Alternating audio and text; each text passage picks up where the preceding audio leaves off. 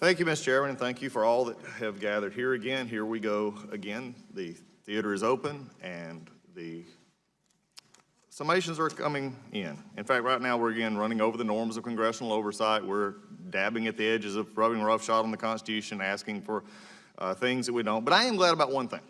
I'm glad that the chairman read into the record today the Mueller report. I'm glad that he quoted, as he said, this is a quote directly from the Mueller report. I just wish my chairman would actually go read the rest of it that he has been offered to read, which he has chose not to read. But he did leave out one thing. He left out something in the Mueller report from just now. He read McGahn's testimony beautifully, did everything right, but he left out what he doesn't want to have to come back to, and the frustrating thing that has brought us here again and again and again, and that is the conclusions. There was no collusion. There was no obstruction charge. There's nothing here. After 2 years of doing this, we can read it in, you can talk about how you don't like it, you can talk about what you would like to ask, but at the end of the day, it's interesting, we'll read in the quotes that make the headlines, but we're also not going to read in the bottom line of what was actually concluded. So the Democrats are here trying again. The Mueller report concluded there was no collusion, no obstruction, because the report failed to provide damning information against the president. The majority claims we need to dig deeper. Deeper than the 2 years of investigation conducted by what is considered a prosecutorial dream team, because that probe ended without criminal charges against the president or his family. The special counsel closed up shop without giving Democrats anything to deliver to their base. Now the Democrats are trying desperately to make something out of nothing, which is why the chairman has, again, haphazardly subpoenaed today's witnesses. That move, though, has actually ensured the witness will not testify. You know, this is becoming a pattern. The chairman knew this, I believe, when he sent the subpoena last month, but instead of inviting the witness to testify voluntarily and working with McGahn's counsel to find mutual agreeable time and scope for the testimony, the chairman rushed to maximize headlines by issuing a subpoena. That subpoena was the third in just 4 months, more subpoenas than the prior chairman issued in 6 years. The chairman has several ways out here. He took none of them. The chairman could have invited the witness to testify voluntarily. That was the practice in the 1990s when the White House counsel testified before Congress, but the chairman did not do that. Instead, he launched a subpoena at the witness without any consultation or follow-up with the witness's lawyer. The chairman could have invited the witness to testify behind closed doors, but that would have been politically expedient, and you wouldn't have been here, and the show would not have been as exciting. A closed-door conversation would not have generated those headlines, and everything that we're looking at today, even gaveling in today's hearing without a witness, is theatrical. The cameras love a spectacle, and the majority loves the chance to rant against the administration. I just am glad today to see that we don't have chicken on the dais. The chairman orchestrated today's confrontation when he could have avoided it because he's more interested in the fight than fact-finding.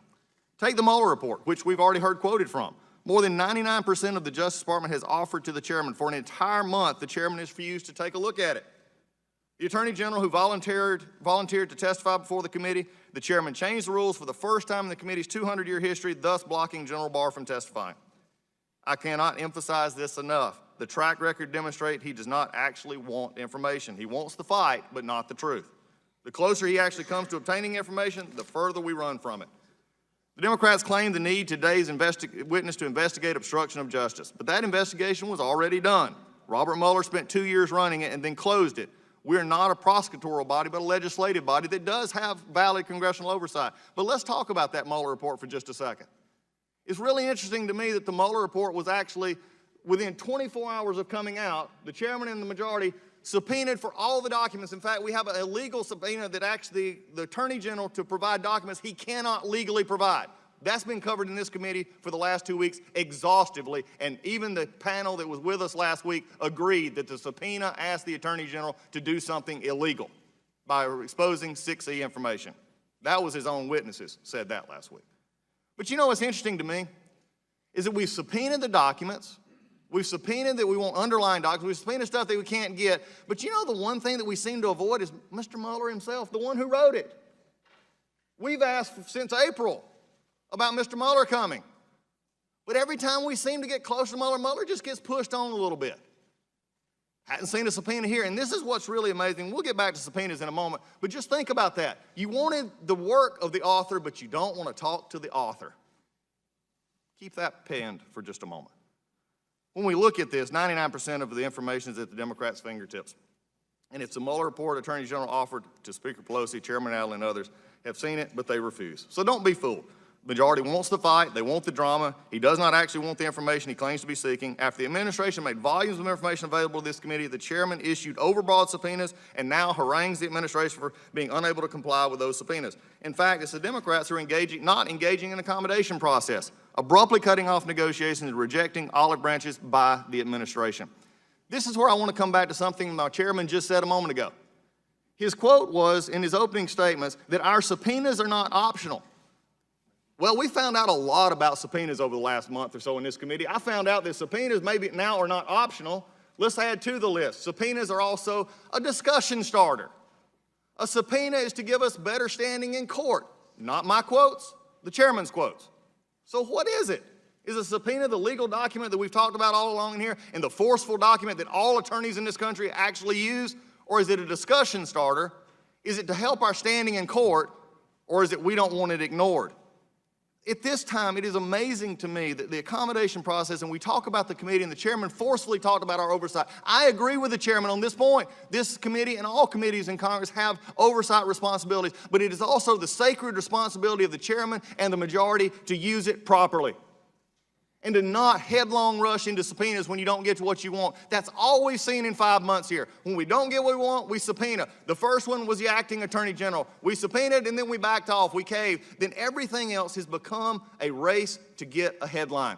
The accommodation process, not happening. The accommodation process, never here. So don't be fooled. You may have come wanting, you may have an opinion that says everything is wrong today with the Mueller report and the president is guilty. But don't undercut congressional oversight because you can't wait. That's the problem we have right now. And so the question is, are we tearing at the fabric of congressional oversight? It was really interesting to hear some of that last week. When you have a committee that has issued subpoenas that ask the Attorney General to do something illegal, when you have subpoenas when no accommodation process has been put in place, when you have contempt issues that have been in part with no process and no time going through, I just submit to you this. Whatever your opinion on the Mueller report, great, glad you have it. But you didn't get it here today, and you're not getting it from this committee because this committee undoubtedly doesn't like the author or want to talk to the author of the report. They just want to talk about the report and make innuendo and attack the president at the middle of the day when this committee, who has charge of immigration, who has charge of intellectual property, who we've touched none of, with a crisis at the border, we have an admission that the economy's good, jobs are happening, unemployment is at its lowest rate. I guess at the end of the day, we can't find something that the Mueller report lets them hang their I-word, impeachment on, which they can't even agree on, because the president is continuing to do his job. And we're here, again, with the circus in full bore. With that, I yield back.